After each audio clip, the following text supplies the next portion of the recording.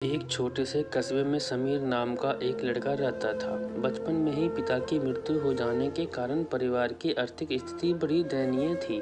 समीर की मां कुछ पढ़ी लिखी जरूर थी, लेकिन उतनी पढ़ाई से नौकरी कहाँ मिलने वाली थी। सो घर के बर्तन मांजकर और सिलाई बुनाई का काम करके किसी तरह अपने बच्चे को पढ़ा लिखा रही थी। समीर स्वाभाविक सा था, थोड़ा शर्मीला और अक्सर चुपचाप बैठा रहता था। एक दिन जब वो स्कूल से लौटा तो उसके हाथ में एक लिफाफा था।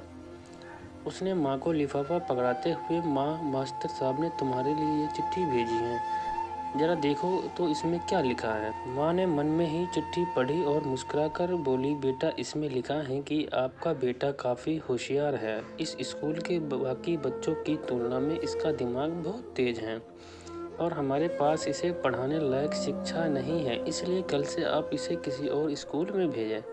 यह बात सुनकर समीर को स्कूल न जा सकने का दुख तो हुआ, पर साथ ही उनका मन आत्मविश्वास से भर गया कि वो कुछ खास है और उसकी वृद्धि तीव्र है। समीर ने खूब मेहनत से पढ़ाई की। आगे चलकर उसने सिविल सर्विसेज परीक्षा भी पास की और आईएएस ऑफिसर बन गया। समीर की मां अब बूढ़ी हो चुकी थी और कई दिनों से बीमार भी चल रही थी। एक दिन अचानक उनकी मृत्यु हो गई। समीर के लिए ये बहुत बड़ा आघात था। बिलख बिलख कर रो पड़ा। उसे समझ नहीं आ रहा था कि अब अपनी माँ के बिना वो कैसे जिएगा। रोते रोते ही उसने माँ की पुरानी अलमारी खोली और चश्मा और अन्य वस्तुएं लेकर चुभने लगा।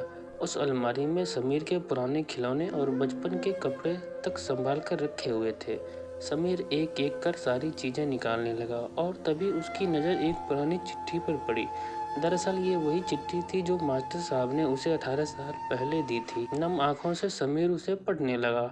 आदरणीय अभिभावक, आपको बताते हुए हमें अफसोस हो रहा है कि आपका बेटा समीर पढ़ाई में बेहद कमज़ोर है और खेल कूद में भी भाग नहीं लेता। जान पड़ता है कि उम्र के हिसाब से समीर की वृद्धि विकसित नहीं हो पाई। अंत हम इसे अपने विद्यालय में पढ़ाने में असमर्थ हैं। आपसे निवेदन है कि समीर का दाखिला किसी मंदबुद्धि विद्यालय में कराएं अथवा खुद घर पर रखकर इसे पढ़ाएं।